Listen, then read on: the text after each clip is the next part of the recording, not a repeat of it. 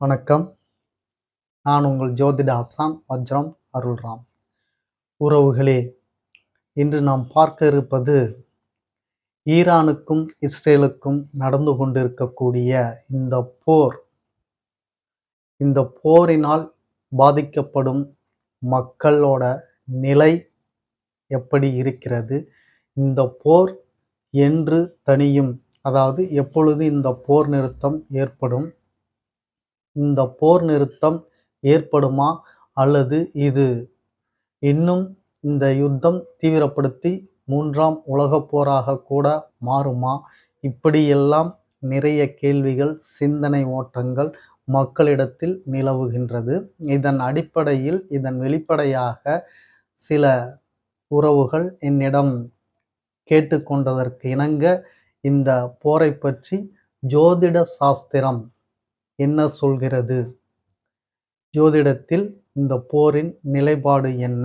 இந்த போர் வீரியமாகுமா அல்லது நின்றுவிடுமா என்பதை பற்றி நாம் ஆராய்ந்து இந்த பதிவில் சொல்லியிருக்கிறோம். மிக சிறப்பான பதிவு. முழுவதும் பார்த்து பயன்பெறுங்கள் உறவுகளே.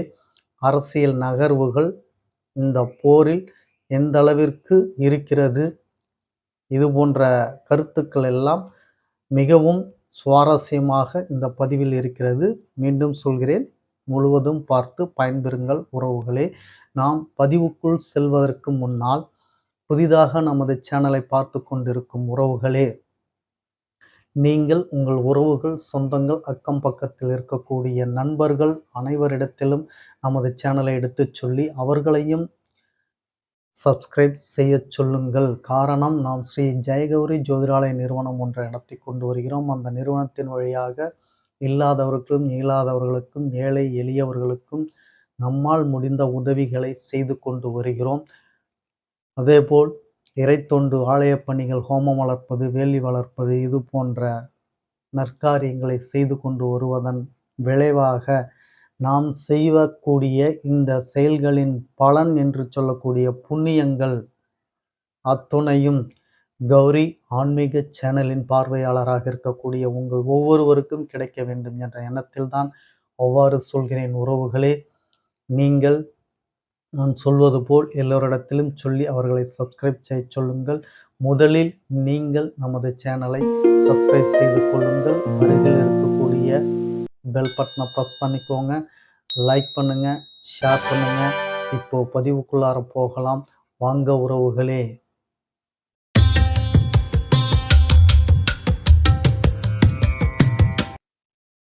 உறவுகளே, ஈரானுக்கும் இஸ்ரேலுக்கும் நடந்து கொண்டிருக்கின்ற போர் என்று நிறுத்தத்திற்கு வரும் அல்லது இது இன்னும் தீவிரமடையமாகுமா என்று சில உறவுகள் கேட்ட கேள்வி இதுதான். இந்த கேள்விக்கு நாம் ஜோதிட சாஸ்திரத்தில் ஆராய்ந்து கணிதம் செய்து பார்த்ததில் இந்த போர் இன்னும் தீவிரமடைய போகிறது. குறிப்பாக இந்த 8 நாட்களுக்குள் இந்த போர் இன்னும் பயங்கரமாக இருக்கும்.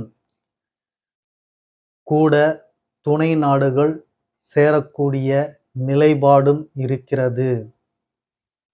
இந்த 8 நாட்கள் மிக ஒரு கடினமான நாட்கள் என்று கூட சொல்லலாம். மக்கள் பாதிக்கப்படக்கூடிய நிலை இருக்கிறது. கடலில் வாழும் உயிரினங்கள் பாதிக்கப்படக்கூடிய நிலை இருக்கிறது. நெருப்பு பிரளயம் ஏற்படக்கூடிய வாய்ப்பு இருக்கிறது. பூமி சிதறல்கள், பூமியை சேதப்படுத்துதல், இது போன்ற நிகழ்வுகள் நடக்க வாய்ப்பிருக்கிறது. இவை அத்தனையும் இந்த 8 நாட்களுக்குள், இன்றைய தேதி 5, இதிலிருந்து 8 நாள், அப்போ உங்களுக்கு 13ஆம் தேதி 14ஆம் தேதி வரையில் இந்த பாதிப்பு தீவிரமாக இருக்கும். 13, 14 ஏப்ரல் இந்த தேதி வரை இதனுடைய போர் என்பது தீவிரமாக இருக்கும். இதனால் பாதிக்கப்படக்கூடிய மக்கள்கள், கடல், கடல்வாழ் உயிரினங்கள், பூமி சேதப்படுத்துதல், பூமி காயமடைதல், இதனால் காற்று மாசு அடைதல், காற்றில் நச்சு கலக்கக்கூடிய சூழல், அதனால் மனிதர்களுக்கு ஏற்படக்கூடிய நோய்கள், இவை அத்தனையும் இந்த 8 நாட்களுக்குள் நடக்கவிருக்கிறது உறவுகளே. இந்த போர் தீவிரத்தால் மனிதகுலம் கொடுக்கக்கூடிய விலை மிகவும் அதிகமாக இருக்கக்கூடிய சூழல்தான் உருவாகப் போகிறது. விலைவாசி என்றதும் ஞாபகத்திற்கு வருகிறது. எண்ணெய் பொருளாதாரம். இந்த பொருளாதாரத்தை வைத்துதான் இந்த போர் முக்கியமான போராக உலக நாடுகள் பார்த்து கொண்டிருக்கிறது. எல்லா நாடுகளுக்கும் எண்ணெய் இறக்குமதி நடக்கக்கூடிய இந்த பாதையாகட்டும், எண்ணெயை வாங்கி கொடுக்கக்கூடிய விற்பனை செய்யக்கூடிய நிலையாகட்டும், ரெண்டுமே இந்த போர்களால் பாதிப்பு ஏற்படுகிறது. இதனால் உலக நாடுகளில் எண்ணெய் விலை இடுகிடுவென்று ஏறி, எண்ணெய் விலை ஏறிய காரணத்தால் பெட்ரோல், டீசல் இவைகளுக்குண்டான விலையும் தாறுமாறாக ஏறி வாகன ஓட்டிகளுக்கு பெரும் அவதிகளும் பெரும் கஷ்டத்தையும் ஏற்படுத்தியிருக்கிறது. இதனால் ஓரளவு நாம் யூகித்து பார்த்தோம் என்றால், இந்த விலைவாசி ஏறுவது ஒரு வழியில் நல்லது. சில வாகனங்கள் பெட்ரோல், டீசல் இல்லாமல் இயக்காமல் இருப்பார்கள். சுற்றுச்சூழல் பாதிப்பு என்பது குறைவாகும் என்று நாம் எடுத்துக்கொண்டாலும், ஆனால் பெட்ரோல் விலை ஏற்றத்தால் விலைவாசி ஏறக்கூடிய ஒரு அபாயமும் இருக்கிறது. அதையும் நாம் கணக்கில் எடுத்துக்கொள்ள வேண்டும். அதுதான் நமக்கு முக்கியமான சூழலாக நாம் பார்க்கப்படுகிறோம். ஏனென்றால் இந்த பெட்ரோல், டீசல் விலை உயர்வால் அத்தியாவசிய பொருட்கள் வந்து கொண்டுதான் இருக்க வேண்டும். அது இயங்கிக் கொண்டுதான் இருக்க வேண்டும். அதை நிறுத்தினால் மனிதன் ஸ்தம்பித்து விடுவார்கள். மனித வாழ்க்கை ஸ்தம்பித்துவிடும். எனவே அத்தியாவசிய பொருட்கள் என்பது கட்டாயமாகிறது.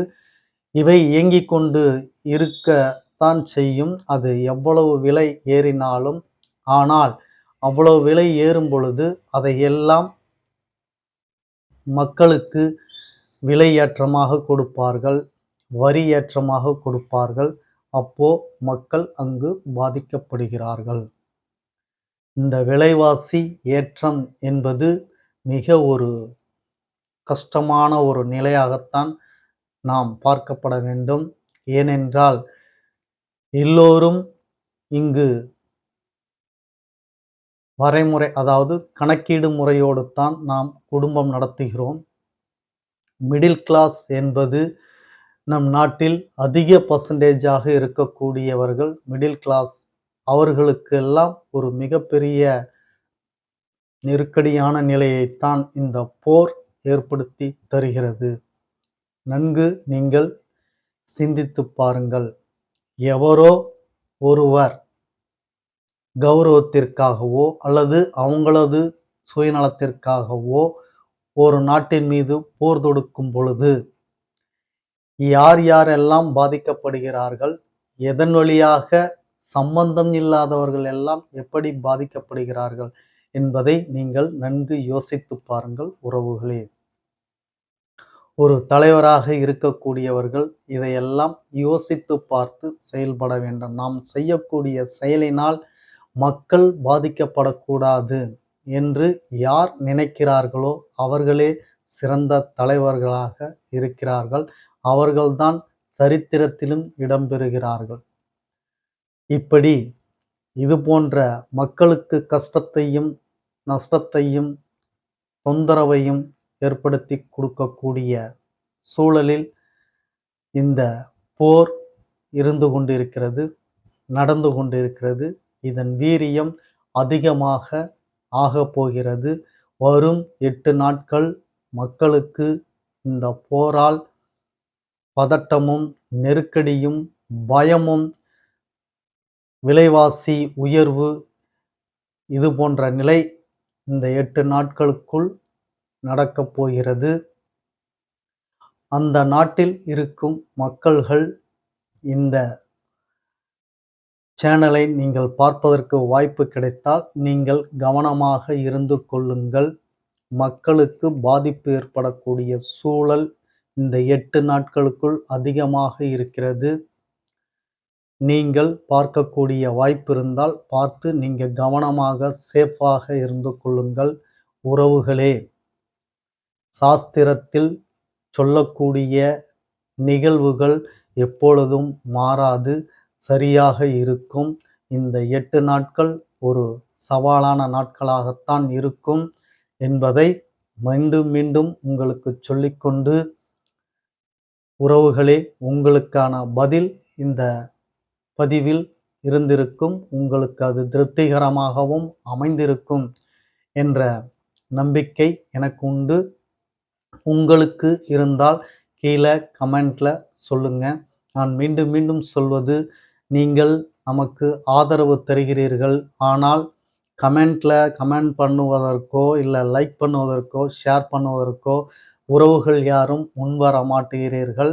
நீங்கள் எமக்கு நினைப்பதை, கேட்பதை சொன்னீர்கள் என்றால்தான் நாம் எதை சார்ந்த பதிவுகள் உங்களுக்கு பிடிக்கிறது, பிடிக்கவில்லை, இன்னும் நமது சேனலை எப்படி நாம் முன்னேற்றத்திற்கு, அதாவது மெருகூட்டக்கூடிய நிலையை எடுத்துக்கொண்டு போக முடியும் என்பதை பற்றியெல்லாம் நாம் யோசிக்க முடியும். எனவே தயவு செய்து சப்போர்ட் பண்ணுங்க, ரியாக்ட் பண்ணுங்க, கமெண்ட்ல எதா இருந்தாலும் சொல்லுங்க, லைக் பண்ணுங்க. பார்த்துட்டு நீங்க அப்படியே தள்ளி விட்டுறாதீங்க. ஒரு பதிவை நல்லதோ கெட்டதோ அந்த பதிவை முழுவதும் பார்த்து பயன்பெறுங்கள். எடுத்தவுடனே நீங்கள் சுவைத்து விடலாம் என்று நினைப்பது அது சரியில்லாத ஒரு நிலை. எதுக்கு சொல்கிறேன் என்று கேட்டீர்கள் என்றால், எடுத்தவுடனே நீங்கள் நடந்து திருமணம் செய்து பிள்ளை பெற்றுக்கொள்ள முடியாது. தவழ்வீர்கள், எழுவீர்கள், நடப்பீர்கள், பேசுவீர்கள், இப்படி படிப்படியாகத்தான் வருவார்கள். மனித இனத்திற்கு உண்டான இயல்பு. அதே போலத்தான் இந்த கருத்துக்களும், இந்த பதிவுகளும் எடுத்தவுடனே உங்களுக்கு பிடித்த மாதிரி கிளைமேக்ஸ் கொண்டாந்து முன்னாடி வைப்பது போல இருக்காது. அதை எதிர்பார்க்காதீர்கள். உங்க மனோநிலை என்பது தவறான நிலையில் டைவர்ட் செய்கிறார்கள். சமூக ஊடகத்திலும் சரி, பார்க்கும் படங்களிலும் சரி, சிறப்பான படங்கள், சிறப்பான பதிவுகள் ஏதும் இல்லை.